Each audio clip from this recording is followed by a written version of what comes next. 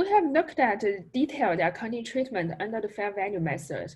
Let's now take a more in-depth look at the equity method. Under the equity method, basically, investor uses its investment account to mirror the change in investee's shareholders' equity account. So what do we mean by this? Please take a minute, think about, in the previous financial accounting class, when we talked about the shareholders' equity account, what kind of transactions would usually increase from shareholders' equity account? And what kind of transactions would usually decrease from shareholders' equity account? So right, usually when would a firm's shareholders' equity account increase? That is usually when firm earn and reporting income. That is usually when we increase a firm's shareholders' equity account. And when a firm declares dividend, that will decrease its shareholders' equity account.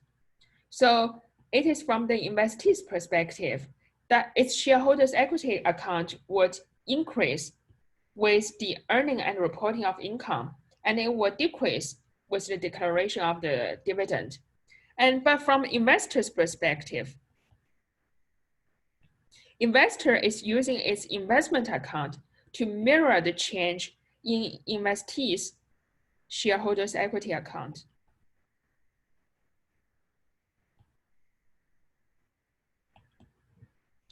So which means that when investee earns and reports income, investor would record an increase in its investment account. And when investee declares cash dividend, investor would report a decrease in its investment account. So this is the accounting treatment under the equity method in a nutshell. And we're going to talk more in depth about it in a minute. But before that, let's look at what are the criteria to apply the equity method. So we have already mentioned it earlier in today's class. And now let's just look at a more authoritative definition, which is taken from FASB's codification. So in FASB's codification, the sole criteria for applying the equity method, that is when the investor has the ability to exercise significant influence over operating and financial policies of an investee. So the key word here is significant, to exercise significant influence. And what conditions indicate the presence of the ability to exercise significant influence? And you can read from the list here. So we have lots of indications for significant influence, including investors have representation on investees' board of directors, participation in investees' policymaking process, material intra-entity transactions, interchange of managerial personnel, technological dependency, other investee ownership percentage. So all of those are indicators of investor having significant influence over investee. But FASB also has its general ownership test, which can make things a little bit easier for firms to apply. So FASB's general ownership test, that is, FASB says that if an investor has between 20% to 50% of the voting stock of the investee, that usually indicate the investor has significant influence over the investee. So 20 to 50% ownership of the voting stock of the investee, that usually indicates significant influence. So even though FASB has given this 20 to 50% ownership test, but we should still keep in mind that in some situations, equity method is not appropriate even with a 20% to 50% ownership. So for example, investor may surrender significant right as a shareholder. So in this situation, even investor has between 20 to 50% ownership, it still cannot apply the equity method because it has already given up the significant right as a shareholder.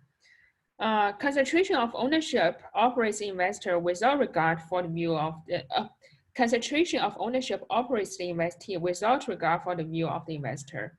So in this situation, even with 20 to 50% of the ownership, investors still cannot apply the equity method. Failure to obtain representation on investees' board of directors. So those are some of the situation, even with 20 to 50% ownership, we still cannot apply the equity method because under those situations, investors do not have significant influence over the investee. So as you can see here, the ultimate test is whether investor has significant influence over the investee, and 20 to 50% is just some guidance for you to roughly apply to judge whether investor has significant influence over the investee, but it is not the ultimate criteria. And in some other situations, the equity method is appropriate without 20 to 50% ownership.